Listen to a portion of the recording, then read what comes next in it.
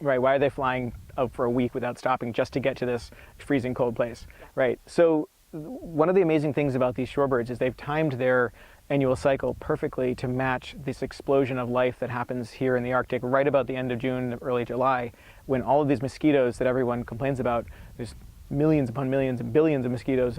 I think there's 40 different species in the refuge, something like that, but they just cover the landscape, and they all hatch about at once. The shorebirds have timed their arrival and the hatch of their young to coincide with that explosion of life.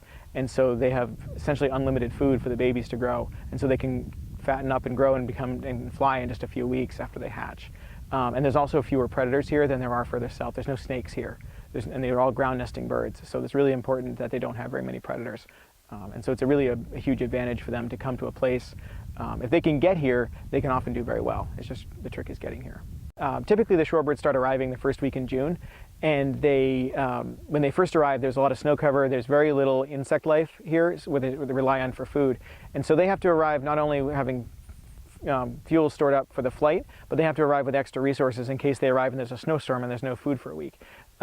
So it's a very risky business getting here, but once the snow starts to melt out and the spiders and the insects start to move around, they get a lot more food available.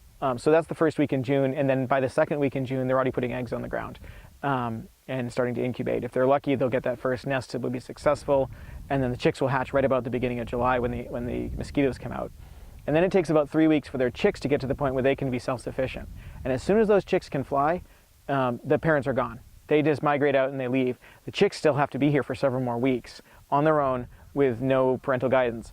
And these little birds will last maybe another month here, but around the middle of August, they start bailing out of here, and there's a pre-programmed direction. So the birds that are here, these little sandpipers, never having flown anywhere before, all on their own, no parents, they just get up in the air in these flocks and they fly in a certain direction for a certain distant length of time, then turn and fly in a different direction for a certain length of time for days and days, and then find a spot to land, refuel, and then do that again, and sometimes a third time before they get to the wintering grounds. And that's usually around mid-September to mid-October by the time they get down there.